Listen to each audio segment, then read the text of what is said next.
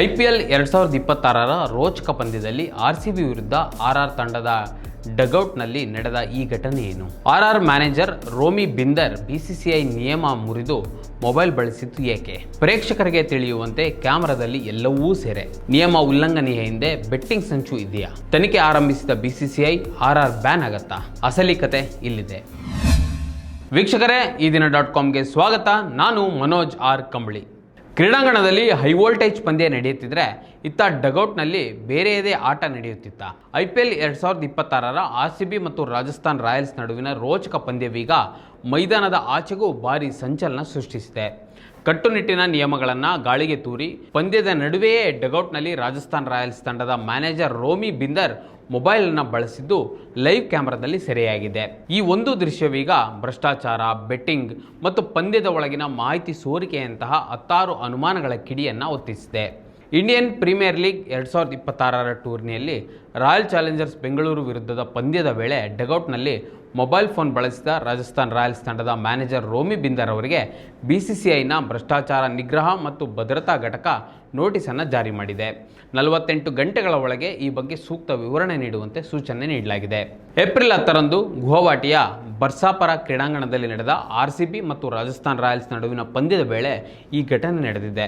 Rajasthan Royals ತಂಡ 202 ರನ್ಗಳ ಗುರಿ ಬೆನ್ನತ್ತಿದಾಗ 11ನೇ ಓವರ್ನಲ್ಲಿ ಮ್ಯಾನೇಜರ್ ರೋಮಿ ಬಿಂದರ್ ಅವರು ಡಗೌಟ್ನಲ್ಲಿ ಕುಳಿತು ಮೊಬೈಲ್ ಫೋನನ್ನು ಬಳಸುತ್ತಿರುವ ದೃಶ್ಯ ನೇರ ಪ್ರಸಾರದಲ್ಲಿ ಸೆರೆಯಾಗಿತ್ತು.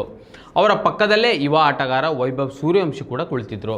ಈ ದೃಶ್ಯವು ಸಾಮಾಜಿಕ ಜಾಲತಾಣಗಳಲ್ಲಿ ವೈರಲ್ ಆಗ್ತಿದ್ದಂತೆ ಎಚ್ಚೆತ್ತ BCCI ತಕ್ಷಣವೇ ಕಠಿಣ ಕ್ರಮಕ್ಕೆ ಮುಂದಾಗಿದೆ. BCCI ಮತ್ತು IPL ನಿಯಮಾವಳಿಗಳ ಪ್ರಕಾರ ಆಟಗಾರರು ಮತ್ತು ಪಂದ್ಯದ ಅಧಿಕಾರಿಗಳ ಪ್ರದೇಶದಲ್ಲಿ ಯಾವುದೇ ಸಂವಹನ ಸಾಧನಗಳು ಅಥವಾ ಮೊಬೈಲ್ ಫೋನ್ಗಳನ್ನು ಬಳಸುವಂತಿಲ್ಲ. ತಂಡದ ಮ್ಯಾನೇಜರ್ಗಳಿಗೆ ಮೊಬೈಲ್ ಇಟ್ಟುಕೊಳ್ಳಲು ವಿನಾಯಿತಿ ಇದ್ದರೂ ಅದನ್ನು ಕೇವಲ ಡ್ರೆಸ್ಸಿಂಗ್ ರೂಮ್ನೊಳಗೆ ಮಾತ್ರ ಬಳಸಬೇಕು. ಆದರೆ ಬಿಂದರ್ ಅವರು ಡಗೌಟ್ ಬಳಿ ಕುಳಿತು ಫೋನ್ ಬಳಸಿರುವುದು ನಿಯಮಾವಳಿಗಳ ಅತಿ ದೊಡ್ಡ ಉಲ್ಲಂಘನೆಯಾಗಿದೆ. ಡಗೌಟ್ನಲ್ಲಿ ಮೊಬೈಲ್ ಬಳಕೆಯನ್ನು ಕೇವಲ ಸಾಮಾನ್ಯ ತಪ್ಪು ಎಂದು ಪರಿಗಣಿಸಲು BCCI ಸಿದ್ಧವಿಲ್ಲ. ಭ್ರಷ್ಟಾಚಾರ ನಿಗ್ರಹ ದಳ ತನಿಖೆ ಆರಂಭಿಸಿರುವುದರಿಂದ ಪಂದ್ಯದ ವೇಳೆ ಬೆಟ್ಟಿಂಗ್, ಬುಕ್ಕಿಂಗ್ಗಳ ಜೊತೆ ಸಂಪರ್ಕ ಅಥವಾ ಪಂದ್ಯದ ಒಳಗಿನ ಮಾಹಿತಿಯನ್ನು ಸೋರಿಕೆ ಮಾಡುವಂತಹ ಬೇರೆ ಯಾವುದೇ ನಿಗೂಢ ಚಟುವಟಿಕೆಗಳು ನಡೆಯುತ್ತಿದೆಯೇ ಎಂಬ ಅನುಮಾನಗಳು ಹುಟ್ಟುಕೊಂಡಿವೆ. ಫೋನ್ನ ಕಾಲ್ ಹಿಸ್ಟ್ರಿ ಮತ್ತು ಡೇಟಾವನ್ನು ಪರಿಶೀಲಿಸಿದ ನಂತರವಷ್ಟೇ ಇದರ ಹಿಂದಿನ ನೈಜ ಉದ್ದೇಶವೇನು ಎಂಬುದು ಸಂಪೂರ್ಣವಾಗಿ ಬಯಲಾಗಲಿದೆ. ಮೂಲಗಳ ಪ್ರಕಾರ ರೋಮಿ ಬಿಂದರ್ ಅವರು ಇತ್ತೀಚೆಗಷ್ಟೇ ಗಂಭೀರವಾದ ಶ್ವಾಸಕೋಶದ ಸಮಸ್ಯೆಯಿಂದ ಚೇತರಿಸಿಕೊಳ್ತಿದ್ದಾರೆ. ಅವರಿಗೆ ಅಸ್ತಮಾ ಕೂಡ ಇದ್ದು ಡ್ರೆಸ್ಸಿಂಗ್ ರೂಮ್ಗೆ ಪದೇ ಪದೇ ಮೆಟ್ಟಿಲು ಹತ್ತಿ ಹೋಗಲು ಸಾಧ್ಯವಾಗ್ತಿಲ್ಲ. ಈ ವೈದ್ಯಕೀಯ ಸಮಸ್ಯೆಯ ಬಗ್ಗೆ ಟೂರ್ನಿಗೂ ಮುನ್ನವೇ ಅವರು BCCIಗೆ ಮಾಹಿತಿಯನ್ನು ನೀಡಿದರು. ಅಲ್ಲದೆ ತಾವು ಫೋನ್ನಲ್ಲಿ ಯಾರಿಗೂ ಕರೆ ಮಾಡುತ್ತಿರಲಿಲ್ಲ, ಬದಲಾಗಿ ಪ್ರಾಯೋಜಕತ್ವ ಮತ್ತು ತಂಡದ ಲಾಜಿಸ್ಟಿಕ್ ವಿಷಯಗಳನ್ನು ಮಾತ್ರ ನೋಡಿಕೊಳ್ಳುತ್ತಿದ್ದೆ ಎಂದು ಅವರು ಸಮರ್ಥಿಸಿಕೊಂಡಿದ್ದಾರೆ ಎನ್ನಲಾಗಿದೆ. ಈ ಪ್ರಕರಣದ ಕುರಿತು ಪ್ರತಿಕ್ರಿಯಿಸಿರುವ BCCI ಜಂಟಿ ಕಾರ್ಯದರ್ಶಿ ದೇವಜಿತ್ ಸೈಕಿಯಾ, ಇದೊಂದು ಆಂತರಿಕ ವಿಚಾರಣೆ, ಅವರು ತಮ್ಮ ಉತ್ತರವನ್ನು ನೀಡಲಿದ್ದಾರೆ, ನಂತರ ಮುಂದಿನ ಕ್ರಮದ ಬಗ್ಗೆ ನಿರ್ಧರಿಸಲಾಗುವುದು ಎಂದಿದ್ದಾರೆ. ರೋಮಿ ಬಿಂದರ್ ಅವರು 2008ರಿಂದಲೂ ರಾಜಸ್ಥಾನ್ ರಾಯಲ್ಸ್ ಫ್ರಾಂಚೈಸಿಯೊಂದಿಗೆ ಕೆಲಸ ಮಾಡ್ತಿದ್ರು.